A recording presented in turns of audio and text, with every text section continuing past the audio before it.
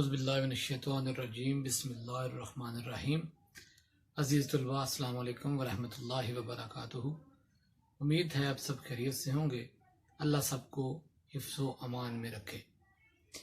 عزیز طلباء، آج کا ہمارا جو موضوع ہے وہ نظم کے بارے میں ہے۔ یہ آپ کی جو درسی کتاب سرمایہ اردو ہے، اس کا جو دوسرا حصہ ہے، حصہ نظم کے بارے میں ہے۔ تو نظم کو آج ہم پڑھیں گے۔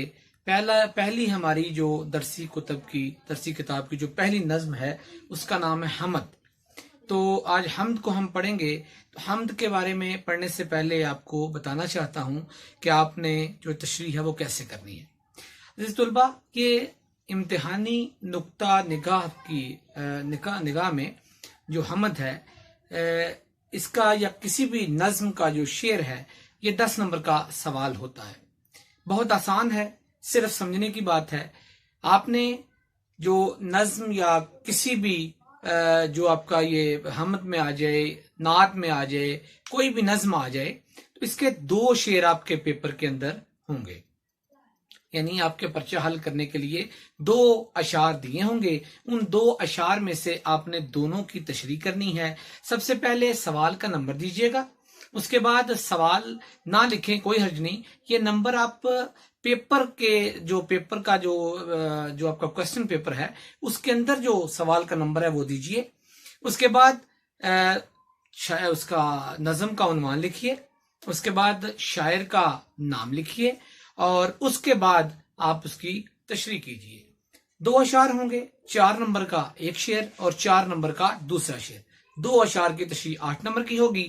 1 نمبر شاعر کا نام کا آپ درست لکھیں گے تو اس کا ملے گا، 1 نمبر نظم کے عنوان کا ملے گا۔ اس طرح آپ کے 10 نمبر ہوں گے۔ اشعار کی تشریح کے لیے یاد رکھیں، ایک شعر کی تشریح کم از کم پرچے کے 1.5 پیج ہونا چاہیے۔ کم از کم کہہ رہا ہوں، اس سے زیادہ ہو جائے تو بہت بہتر ہے۔ تشریح کی جانب چلتے ہیں۔ سب سے پہلے ہماری جو پہلی نظم ہے اس کا عنوان ہے حمد۔ تو حمد کے بارے میں آپ شروع سے پڑھتے آئے ہیں۔ حمد اللہ تعالیٰ کی تعریف جس نظم میں کی جاتی ہے اس کو حمد کہا جاتا ہے۔ تو اللہ تعالیٰ کی تعریف تو ہم کرتے ہوئے تھک جائیں گے، موت واقع ہو جائے گی، روشنائیاں ختم ہو جائیں گی، رب کی تعریف ختم نہیں ہوگی، کیونکہ خالق کائنات تمام جہانوں کو پالنے والا ہے، اس کے علاوہ کوئی عبادت کے لائق نہیں ہے۔ قرآن کے اندر بھی ذکر ہے، وَإِلَٰهُكُمْ إِلَٰهٌ وَاحِدٌ لَا إِلَٰهَ إِلَّا هُوَ الرَّحْمَٰنُ الرَّحِيمُ۔ وہی تو اللہ ہے، وہ ایک اللہ ہے۔ ہم ہر وقت اللہ کی تعریف کرتے ہیں۔ اللہ عبادت کے لائق بھی وہی ہے۔ بسم اللہ پڑھتے ہیں، اس میں بھی اس کی تعریف ہے۔ چرند پرند جاندار، دنیا میں ہر جاندار جو تشریف لایا ہے، جس کو اللہ نے دنیا میں بھیجا ہے، تشریف تو کوئی نہیں لایا، ہر ایک کو اللہ نے دنیا میں بھیجا ہے۔ تو ہر جو جاندار ہے وہ اللہ کی تعریف کرتا ہے۔ ایک انسان ہے جس کو اللہ نے بنایا اپنی عبادت کے لیے ہے، مگر یہ پھر بھی اس کی تعریف نہیں کرتا۔ اللہ نے قرآن میں فرمایا، خلقت الجن والانس الا لیعبدون، میں نے جنوں اور انسانوں کو صرف اور صرف اپنی عبادت کے لیے پیدا کیا، اور وہی یہ عبادت سے اعراض کرتا ہے، اس سے بچتا پھرتا ہے۔ حالانکہ ہمارے دنیا کے آنے کا جو مقصد ہے وہ اللہ کی جو ہے وہ عبادت ہے۔ ہم کی جانب چلتے ہیں، بورڈ کی جانب دیکھیے گا۔ حمد، میں اس کا نام لکھا ہے جیسے پہلے، ایسا شعری مجموعہ، ایسی نظم جس میں اللہ تعالیٰ کی تعریف کی جائے، اس کو حمد کہا جاتا ہے۔ شاعر کا نام ہے جی امیر احمد، اصل نام امیر احمد ہے، جبکہ امیر مینائی ان کا قلمی نام ہے، اس کے نام سے جانے جاتے ہیں۔ 1828 میں یہ پیدا ہوئے لکھنؤ کے اندر، مولوی کرم محمد کے گھر لکھنؤ میں پیدائش ہوئی ان کی، اور 1900 عیسوی میں دنیا سے چلے گئے۔ نام امیر احمد ہے، تخلص بھی امیر ہی لکھتے ہیں۔ بہت سی یادگاریں چھوڑی ہیں، ان میں سے چند کے نام میں نے یہاں پر لکھے ہیں۔ بہت خوبصورت شاعری کرتے ہیں، ان کی شاعری کرنے کا اپنا انداز ہے۔ حمد بھی بہت خوبصورت ہے، ابھی پڑھتے ہیں تو آپ کے سامنے آ جاتی ہے۔ بہت سی کتابوں کے اندر سے چند کے میں نے نام جو ہے وہ لکھے ہیں۔ محمد سے نعتیہ، مضامین دل آشوب، محمد خاتم النبیین صلی اللہ علیہ وآلہ وسلم، منات الغیب، صبح ازل، قصائد امیر، انتخاب یادگار، وغیرہ وغیرہ۔ تو نظم کی تشریح کے لیے جس طرح عزیز طلبہ میں نے آپ کو بتایا ہے کہ 2 اشعار آپ کے پیپر میں آئیں گے، آپ نے 2 اشاروں کی تشریح دونوں اشعار کی تشریح کرنی ہے، اس میں کوئی چوائس نہیں ہوتا۔ 4 نمبر ایک شعر کے ہوں گے، 2 کریں گے تو 8 نمبر ہوں گے، جتنی اچھی تشریح کریں گے اتنے نمبر ملیں گے۔ 2 نمبر ایسے ہیں جو آپ کے کٹ نہیں سکتے، شاعر کا جس میں نام ہوگا، نظم کا جس میں عنوان ہوگا۔ اب ہم جاتے ہیں اپنے پہلے شعر کی جانب کہ ہم میں جو پہلا شعر انہوں نے کہا ہے کہ دوسرا کون ہے جہاں تو ہے، کون جانے تجھے کہاں تو ہے۔ یعنی اتنا خوبصورت شعر ہے کہ مجھے سمجھ نہیں آتی کہ تشریح اس کی کرنی کہاں سے شروع کروں۔ جس طرح کوزے میں دریا بند کر دیا جاتا ہے، شاعر نے ان مصروں کے اندر اتنی خوبصورت بات کی ہے۔ میں نے پہلے بھی بتایا تھا کہ اللہ تبارک و تعالیٰ کی تعریف ہر جاندار کرتا ہے، فرشتے اس کی عبادت میں لگے ہوئے ہیں۔ اللہ تعالیٰ نے انسان کو اس کام کے لیے چنا ہے کہ تم میری عبادت کرو، تو انسان جو ہے اس کی عبادت نہیں کرتا۔ یہ چند انسان جو ہیں وہ اللہ کی عبادت کرتے ہیں، جو نہیں کرتے اللہ ان کو بھی توفیق دے، ہمیں بھی اللہ توفیق دے۔ تو اب یہ ہمارا ٹاپک جو ہے وہ یہ نہیں ہے، ٹاپک ہے ہم نے تشریح کرنی ہے، موضوع ہے ہمارا حمد کی تشریح کرنی ہے، تو اس کی تشریح کی جانب چلتے ہیں۔ اب انشاءاللہ تعالی جو ہے میں آگے بک سے آپ کو تشریح کرواتا ہوں۔ اب دیکھتے ہیں جی، پہلا شعر ہے جی، دوسرا کون ہے جہاں تو ہے۔ یعنی اس دنیا کے اندر رب کے علاوہ کوئی الہ نہیں، کوئی عبادت کے لائق نہیں، کوئی جو ہے وہ پالنے والا نہیں، کوئی پیدا کرنے والا نہیں، جہاں میں ایک اللہ ہے۔ اللہ کے علاوہ کوئی عبادت کے لائق۔ اگر دنیا میں ایک سے زیادہ خدا ہوتے تو دنیا کے اندر فساد برپا ہوتا۔ یہ سورج کا وقت پر نکلنا، چاند کا آنا، ہواؤں کا چلنا، زمین کا اپنی جگہ پر رکنا، دریاؤں سمندروں کا جو ہے پانی کا بہنا، یہ تمام چیزیں اس بات کا ثبوت ہیں کہ وہ ایک اللہ ہے جو تمام کائنات کو اکیلے چلا رہا ہے، اس کا کوئی ثانی نہیں ہے۔ کون جانے تجھے کہاں تو ہے، تو ہر جگہ موجود ہے، اور کون جانے تو کہاں ہے۔ اب یہ اس کی تشریح کے اندر آپ سورہ اخلاص کو شامل کر سکتے ہیں۔ قل هو اللہ احد، کہہ دو اللہ ایک ہے، اللہ الصمد، اللہ بے نیاز ہے، لم یلد ولم یولد، نہ وہ کسی کی اولاد ہے نہ اس کی کوئی اولاد ہے، ولم یکن اللہ کفوا احد، اور اس کا کوئی ہمسر نہیں ہے، اس کا کوئی برابر نہیں ہے۔ یہ صرف آپ کو میں اشعار کا مفہوم بتا رہا ہوں۔ جو ہے سب سے پہلے جب آپ شعر لکھیں گے تو اس شعر کی اس کا ایک مفہوم لکھیے، مفہوم کے اندر آپ کو واضح ہو جاتا ہے، اس مفہوم کے بل بوتے پر آپ اس کی تشریح جتنی چاہے آپ کر سکتے ہیں۔ اس کا جو شعر ہے دوسرا وہ ہے، لاکھ پردوں میں ہے تو بے پردہ، 100 نشانوں میں بے نشاں تو ہے۔ یاد رکھیں اشعار کی تشریح کے اندر اشعار کا ہونا بھی بہت ضروری ہے۔ اشعار کی تشریح کے اندر اشعار کا لکھنا بہت ضروری ہے، اور اس میں آپ بے شمار شعر لکھ سکتے ہیں۔ جگ میں آ کر ادھر ادھر دیکھا تو ہی نظر آیا جدھر دیکھا، مطلب اللہ کی جو تعریف ہے وہ تو جتنی کریں اتنی تھوڑی ہے۔ ہم نماز پڑھتے ہیں تب وہ بھی سب اللہ کی حمد ہے، ہم نماز سے پہلے اذان پڑھتے ہیں، دیتے ہیں اذان، وہ بھی اللہ کی حمد ہے، اقامت پڑھتے ہیں وہ بھی اللہ کی حمد ہے۔ اس کے علاوہ جو بھی قرآن پاک میں پڑھتے ہیں اللہ تعالیٰ کے ہم نے ہمارے لیے یہ سب کچھ چیزیں جو ہیں وہ نازل فرمائی ہیں۔ تو اس کی جو تشریح ہے وہ اشعار کی مدد سے کرتے ہیں۔ تو اب میں اگلے لیکچر میں آپ کو دوبارہ اس کو ساتھ ملاتا ہوں، کیونکہ ہمارا جو وہ ویڈیو کا ٹائم ہے وہ بڑا تھوڑا ہے، تو انشاءاللہ ساتھ ہی اگلی ویڈیو شروع ہو جاتی ہے، میں اس کو آپ کو آگے بتاتا ہوں۔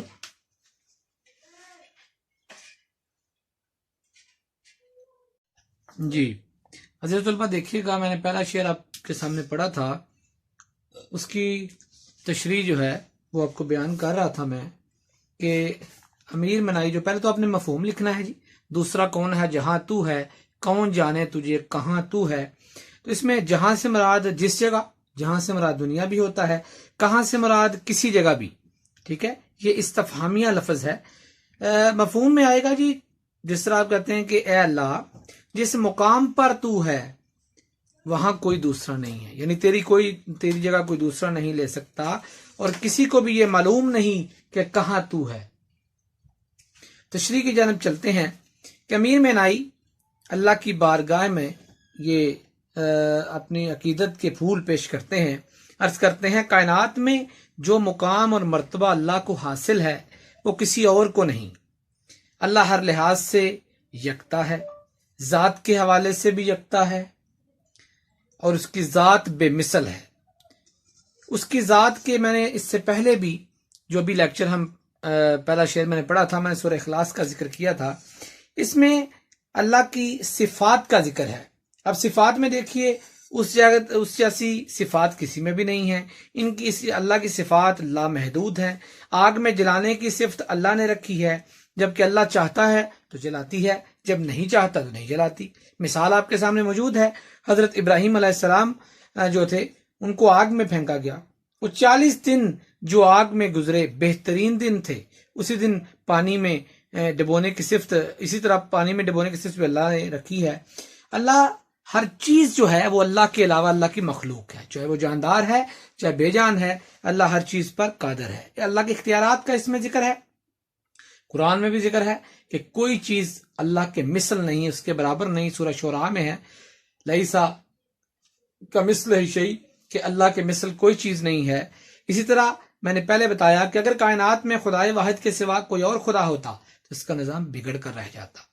اسی شعر کا جو دوسرا مصرع ہے، اس مصرے میں شاعر کہتے ہیں کون جانے تجھے کہاں تو ہے، کہ اللہ کسی کو معلوم نہیں کہاں موجود ہے، اللہ کائنات میں ہر جگہ موجود ہے، قلب مومن میں موجود ہے، اور شہ رگ انسانی سے بھی زیادہ قریب ہے، لیکن کسی مخصوص مقام کی نشاندہی کرنا ناممکن ہے۔ اللہ کے مقام کی نشاندہی کی جائے یہ ہمارے اختیار میں نہیں۔ ایک شاعر نے بڑے خوبصورت بات کی ہے کہ ذرے ذرے سے عیاں ہونے کے بعد آج تک راز حقیقت راز ہے، یعنی اللہ جس جگہ پر ہے، جس مقام پر ہے، جس عالم میں ہے، وہاں کوئی اور نہیں ہے۔ اس کے مقام کا تعین کا احاطہ کیا جا سکتا ہے، اس کی کیفیت کے حقائق سے آشنا ہوا جا سکتا ہے، نہ ہی اس کی ذات کی نوعیت کو سمجھا جا سکتا ہے۔ اس کے علاوہ اللہ خود بھی لامحدود صفات کا مالک ہے، اور اللہ تعالیٰ جو ہے کہتے ہیں نا، وہ میں نے اس کے بعد پہلے آپ کو شعر پہلے بھی یہ بولا تھا کہ جگ میں آ کر ادھر ادھر دیکھا تو ہی نظر آیا جدھر دیکھا۔ اس کے علاوہ اور بھی اس میں شعر آپ لکھ سکتے ہیں، سبھی مانو خدا کو جو یہاں بھی ہے وہاں بھی ہے، یہاں دیکھو وہاں پاؤ وہی مالک جہاں کا ہے۔ پھر دوبارہ میں پڑھتا ہوں، سبھی مانو خدا کو جو یہاں بھی ہے وہاں بھی ہے، یہاں دیکھو وہاں پاؤ وہی مالک جہاں کا ہے۔ دوسرے شعر کی جانب چلتے ہیں، لاکھ پردوں میں ہے تو بے پردہ، 100 نشانوں میں بے نشاں تو ہے۔ بڑا خوبصورت شعر ہے جی۔ اس میں مشکل الفاظ لاکھ پردوں سے مراد ہے بے شمار پردے، یعنی اللہ تعالیٰ جو ہے وہ کسی کو نظر نہیں آتا۔ اللہ کی ربوبیت کی صفات بے شمار ہیں، 100 نشانیاں ہیں، سینکڑوں نشانات ہیں۔ بے نشان سے مراد جس کا نشان نہ ملے۔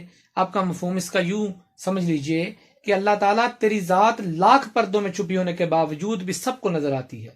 بے شک تیرے وجود کے اقرار میں سینکڑوں نشانیاں موجود ہیں، جس طرح میں نے پہلے بتایا، سورج کا بر وقت آنا، چاند کا آنا، ستاروں کا آنا، آسمان کا اوپر بغیر ستونوں کے کھڑا ہو جانا، سمندروں کا چلنا اور پانیوں کا بہنا، بارشوں کا ہونا، بادلوں کا آنا، یہ تمام باتیں اللہ کی ربوبیت کا ہمیں یقین دلاتی ہیں۔ تشریح کی جانب چلتے ہیں جی، کس طرح آپ نے تشریح کرنی ہے۔ امیر مینائی کہتے ہیں، اللہ انسانی آنکھ اور تیری ذات کے درمیان بے شک لاکھوں پردے حائل ہیں۔ بے شک انسان کے لیے ممکن نہیں وہ تیرا دیدار اپنی مادی آنکھوں سے کر سکے، کیونکہ اللہ تو مادی وجود سے پاک ہے، لیکن ان لاکھ پردوں کے باوجود بھی تجھے ہم پہچان سکتے ہیں۔ اللہ تو اپنی غیر معمولی قدرت کے سبب کائنات میں مکمل طور پر آشکار ہے، زمین کے ایک ایک مقام پر تیرا جلوہ ہے۔ تشریح جتنی چاہے آپ کر لیں، یہ تو اللہ کی ربوبیت کی، اللہ کے ایک ہونے کی جتنی چاہیں اس میں تشریح کر سکتے ہیں۔ اس میں شعر آپ نوٹ کر لیں بے شک، کہ کبھی ہے حقیقت منتظر، اقبال کا بڑا خوبصورت شعر ہے، کبھی ہے حقیقت منتظر نظر آ لباس مجاز میں، کہ ہزار سجدے تڑپ رہے ہیں میری جبین نیاز میں۔ اس کے علاوہ اور بھی ہے کہ یہ بھی اقبال کا شعر ہے، ظاہر کی آنکھ سے نہ تماشا کرے کوئی، ہو دیکھنا تو دیدہ دل واہ کرے کوئی. یعنی بے نشان اس لیے کہا ہے کیونکہ انسانی فطرت ہے وہ آنکھوں کی دیکھی شے پر زیادہ. تیسرا شعر ہے، دیکھیے، تو ہے خلوت میں، تو ہے جلوت میں، کہیں پنہاں کہیں عیاں تو ہے. خلوت سے مراد تنہائی ہے، علیحدگی ہے، اکیلا پن ہے جہاں پر کوئی نہ ہو. جلوت سے مراد مجمع ہے، محفل ہے. اور لفظ استعمال ہوا ہے دوسرے مصرے میں پنہاں. تو پنہاں کا مطلب پوشیدہ ہوتا ہے، چھپا ہوا ہوتا ہے. اسی کا یہ متضاد ہے عیاں، نمایاں ہونا، ظاہر ہونا. اس کا مفہوم دیکھیے کہ اللہ تو تنہائی اور مجمع، تنہائی اور محفل ہر جگہ موجود ہے، لیکن کہیں تیری ذات چھپی ہوئی ہے اور کہیں واضح طور پر دکھائی دیتی ہے. یعنی اللہ کی یہ نشانیاں ہیں نا، اللہ ہر کام کو حکمت سے کرتے ہیں. تو اللہ پاک کی حمد میں اس کا مفہوم ہے. اب تشریح کی جانب چلتے ہیں کہ تشریح طلب شعر میں امیر منائی اللہ کی پراسرار ذات کے متعلق اظہار کر رہے ہیں. اے اللہ، تیری ذات کامل ہے اور اس کا ادراک انسانی ذہن سے بالاتر ہے.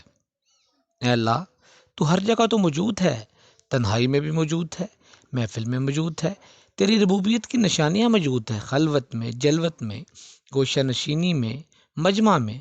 اے اللہ، ہر جگہ تو موجود ہے. تو اس کی دلیل قرآن میں ہم دیکھتے ہیں، ارشاد ربانی ہے جس کا ترجمہ پیش کرتا ہوں کہ ہم اس کی شہ رگ سے بھی زیادہ قریب ہیں. اب اللہ کہتا ہے شہ رگ سے زیادہ قریب ہیں قرآن میں، تو جب اللہ کہتا ہے تو اللہ کتنا نزدیک ہے. شہ رگ تو ہمارے بالکل کے ساتھ ہے. یعنی جہاں کہیں 3 اشخاص کی سرگوشی ہو تو چوتھا اللہ موجود ہے، 5 کی ہو تو چھٹا موجود ہے، نہ اس سے کم نہ اس سے زیادہ، مگر یہ کہ وہ ان کے ساتھ ہے. یعنی کوئی جگہ اللہ کے وجود سے خالی نہیں. اس میں مشہور واقعہ حضرت لقمان علیہ السلام کو ان کے آقا نے، جن کی وہ بکریاں جو ہے وہ چرایا کرتے تھے، ایک مرغ دیا اور کہا اسے ایسی جگہ لے کر ذبح کرو جہاں کوئی دیکھ نہ رہا ہو. یعنی دیا کہ یہ مرغا لے جاؤ، ایسی جگہ پر ذبح کرنا ہے جہاں پر سے کوئی نہ دیکھے. آپ شام کو ویسے واپس آ گئے اور کہنے لگے مجھے کوئی ایسی جگہ نہ ملی جہاں اللہ تعالیٰ مجھے دیکھ نہ رہا ہو.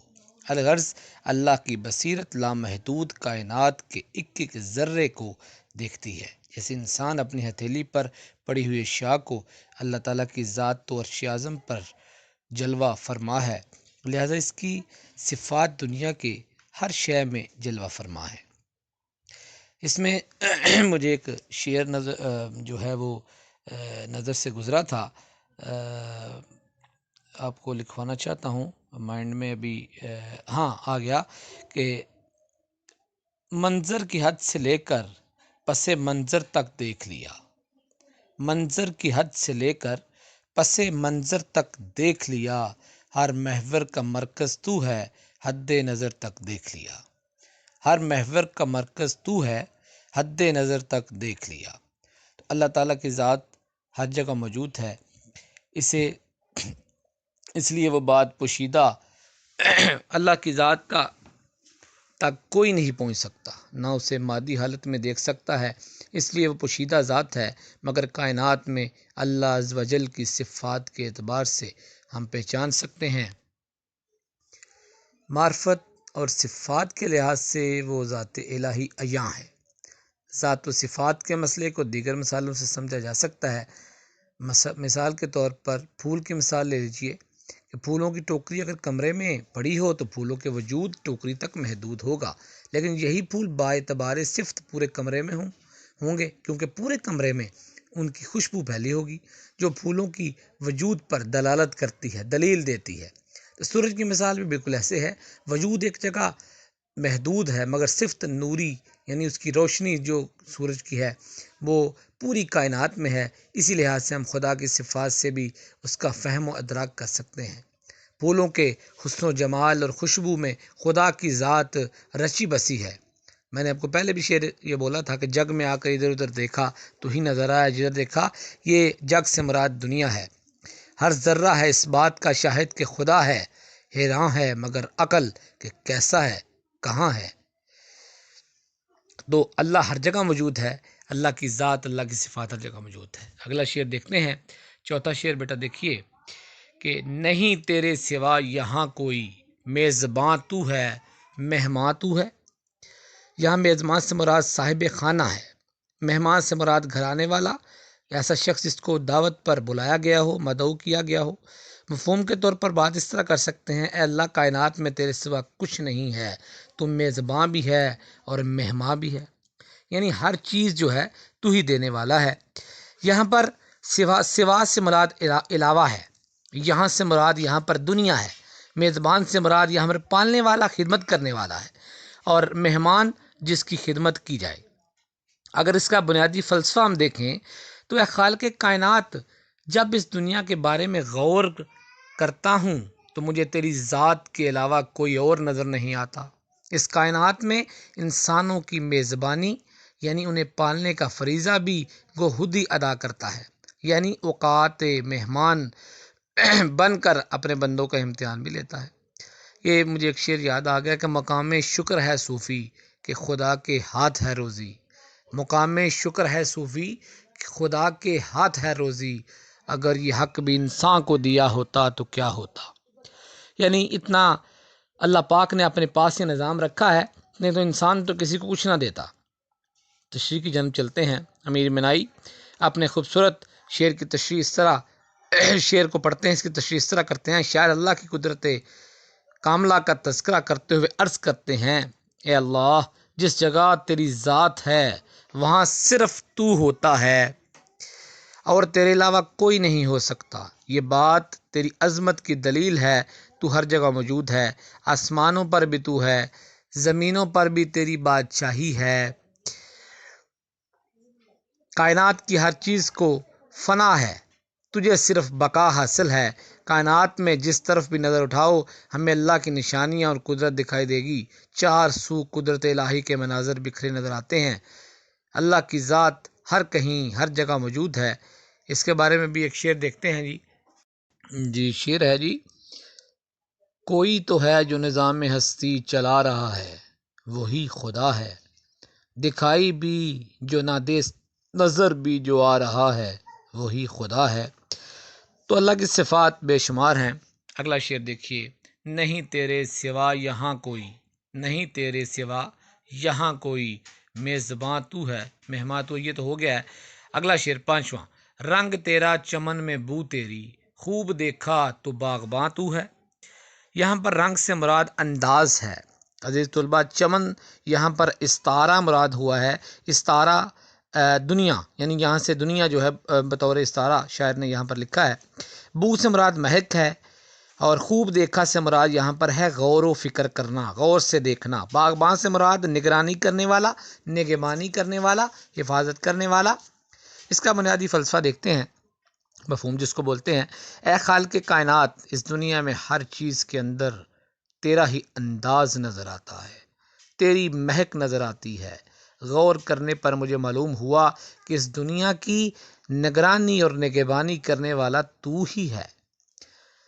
تشریح کی جانب دیکھیے، امیر منائی کہتے ہیں، اے اللہ اس کائنات کی ہر چیز کے اندر تیری جھلک دکھائی دیتی ہے، تیری صفات ہیں، تیری صفات جھلکتی نظر آتی ہیں۔ اللہ تو خود بھی سمیع ہے، اللہ کی صفت ہے نا، اللہ کے صفاتی نام ہے سمیع و بصیر۔ تو اللہ کے صفاتی نام میں سمیع یعنی سننے والا، یعنی اتنا خوبصورت سننے والا کہ ساری دنیا کی کائنات کی ہر پرند، ہر چرند، ہر انسان اپنی اپنی زبانوں میں اللہ کا ذکر کرتے ہیں، اللہ سے مانگتے ہیں، اللہ سے التجائیں کرتے ہیں، اللہ سب کی التجائیں دعائیں سنتے ہیں، پوری کرتے ہیں۔ ایسا سمیع ہے، تو نے اپنے بندوں کو اس صفت سے نوازا ہے، اللہ تو بصیر ہے، تو دیکھنے والا ہے، ایسا دیکھنے والا ہے، ہر جگہ دیکھنے والا ہے، تیرے بندے بھی اس صفت کے حامل ہیں۔ اس میں آپ وہ بھی مثال دے سکتے ہیں جو پہلے میں حضرت لقمان علیہ السلام کا میں نے واقعہ آپ کو بتایا ہے، اے اللہ تو خود بھی معاف کرنے والا ہے، اللہ معاف کرتا ہے، معافی کو پسند کرتا ہے، اللہ کہتا ہے مجھ سے معافی مانگو میں تجھے معاف کروں گا، اللہم انکا عفو تحب العفو فاعف عنی، یا اللہ تو معاف کرتا ہے، معافی کو پسند کرتا ہے، پس مجھے معاف کر دے۔ تو اللہ تو انصاف کرنے والا ہے، اپنے بندوں کے لیے انصاف کر دے۔ یہی وجہ ہے شاعر کہتے ہیں کہ دنیا میں تیرا رنگ پایا جاتا ہے، تیری خوشبو پائی جاتی ہے۔ یہاں پر شعر دیکھیں، مجھے ایک یہاں پر، ہاں، یہاں دیکھوں وہاں دیکھوں زمانوں میں جہاں دیکھوں، یہاں دیکھوں وہاں دیکھوں زمانوں میں جہاں دیکھوں، تیرا جلوہ ہی ہر سو ہے زمانوں کے جہانوں میں۔ دوسرے مصرے میں شاعر جب خوب غور و فکر کیا تو حقیقت مجھ پر عیاں ہوئی کہ اس باغ دنیا کی نگرانی کرنے والی ذات تو خود خدا کی ہے۔ اللہ تعالیٰ دنیا کی ہر چیز میں نظر آتے ہیں۔ جیسے مثال آپ لے لیں کہ ایک مالی باغ کے ایک پودے پر نظر رکھتا ہے، ایسے ہی کائنات کی ہر چیز اس کی نظروں کے سامنے ہے، کوئی بھی اس کی نظروں سے پوشیدہ نہیں۔ وہ ہر ظاہر کو دیکھنے والا ہے، ہر پوشیدہ کو جاننے والا ہے۔ یعنی اللہ ہمارے دل کے اندر جو ہم سوچتے ہیں وہ بھی اللہ کو معلوم ہے کہ انسان ابھی کیا سوچ رہا ہے۔ آخری شعر اسی نظم کا دیکھیے، محرم راز تو بہت ہیں امیر، جس کو کہتے ہیں رازداں تو ہے۔ یہ مقطع ہے جو آخری نظم کا شعر ہے، اس میں شاعر نے اپنا تخلص استعمال کیا ہے، اس کو مقطع کہا جاتا ہے جی۔ مقطع کے بارے میں بھی دیکھ لیتے ہیں۔ محرم سے مراد یہاں پر دوست ہے، بھید رکھنے والا، بھیدی۔ راز سے مراد پوشیدہ بات ہے، رازدان دونوں تقریباً ہم مترادف ہیں، رازدان راز جاننے والا، تو یہ لفظ یہاں پر آئے ہیں۔ بنیادی فلسفے میں دیکھتے ہیں، شاعر اپنے آپ سے مخاطب ہیں، اے امیر منائی، دنیا میں بہت سے لوگ ایسے ہیں جو اپنے آپ کو راز کی حفاظت کرنے والا کہتے ہیں۔ بہت سے لوگ ہیں وہ کہتے ہیں میں بڑا پکا ہوں جی پیٹ کا، میری بات مجھ سے نہیں نکلتی، میں اپنی بات کسی کو نہیں بتاتا، میرے اندر بہت سے راز چھپ جاتے ہیں، لیکن کوئی شخص بھی قابل بھروسہ دنیا میں نہیں ہے۔ ہاں، ایک ذات ہے جو حقیقی معنوں میں رازدان کہلانے کا حق رکھتی ہے، وہ اللہ کی ذات ہے۔ اللہ اسی لیے تو کہتے ہیں، جس کا مفہوم ہے کہ تمہیں دنیا میں کسی کا کوئی راز، کوئی بھید، کوئی ایسا کو تمہیں کمزوری مل گئی ہے تو اس کو عیاں نہ کرو، کیونکہ اللہ دوسروں پر پردے ڈالتا ہے، سب انسان گنہگار ہیں۔ امیر منائی حمد کے مقطع میں خدا کی عظمت کا ایک اور انداز پیش کرتے ہیں۔ اس دنیا میں رہتے ہوئے میرے ساتھ بہت سے دوست، بہت سے ہمراز موجود ہیں، لوگ زندگی میں مل کر ہم گزارتے ہیں، انسان ایک دوسرے سے مل کر رہ سکتا ہے۔ بہت سے لوگوں کو میرے رازوں کا علم ہے، لوگوں کے رازوں کو میں جانتا ہوں، مجھے جانتے ہیں۔ مجھے لوگوں پر بھروسہ بالکل نہیں، کیونکہ لوگ کبھی بھی میرا بھروسہ توڑ سکتے ہیں، چلتے چلتے راستہ چھوڑ سکتے ہیں۔ کہتے ہیں کہ اللہ کی ذات ہے۔ شاعر اس میں اشارہ کرتے ہیں، ہم رازدار ہونے کا دعویٰ تو بہت کرتے ہیں لیکن ثابت قدم نہیں۔ اکثر لوگ ضبط بندھن توڑ دیتے ہیں۔ اصل راز تو اللہ کی ذات ہے، جو ہمارے ظاہر کو بھی جانتا ہے، ہمارے باطن کو بھی جانتا ہے، وہ ہماری نیت کو بھی جانتا ہے، ہم اوپر سے کر رہے ہیں، اندر سے کر رہے ہیں۔ انما الاعمال بالنیات، بے شک ہم لوگوں کا دار و مدار نیتوں پر ہے۔ ہم لوگ جس بات پر نماز پڑھتے ہیں، اللہ کا ذکر کرتے ہیں، صدقہ خیرات کرتے ہیں، کسی کی بات سنتے ہیں، کسی سے محبت کرتے ہیں، یہ سب باتیں اللہ ہی جانتا ہے ہماری نیت کیا ہے۔ جہاں تک ہمارے دلوں میں پوشیدہ احساسات کو ہم جاننے والا، جب قرآن جس کا ذکر قرآن مجید میں ہے، اللہ نے فرمایا اللہ دلوں کی باتوں کو خوب جاننے والا ہے۔ یعنی رازدار تو اللہ ہے نا جی۔ رازدار کا مطلب ہے راز کو محفوظ کرنے والا، جو کسی کے سامنے پیش نہ کرے۔ تو اللہ تو ہمارے جزو کل سے واقف ہیں، ہماری ان باتوں کو بھی جانتے ہیں جن کو ہمارے علاوہ کوئی نہیں جانتا۔ ہم جو تنہائی میں کرتے ہیں اس کو بھی جانتے ہیں، جو محفل میں کرتے ہیں اس کو بھی جانتے ہیں۔ آج ہماری اس آخری جو شعر مقطع تھا، یہ ہماری نظم اختتام کو پہنچی ہے، تو انشاءاللہ تعالی اگلی نظم کے ساتھ انشاءاللہ حاضر ہوں گے۔ اجازت چاہتا ہوں، امید ہے عزیز طلباء آپ کو تمام باتوں کی سمجھ آ گئی ہوگی۔ السلام علیکم ورحمۃ اللہ۔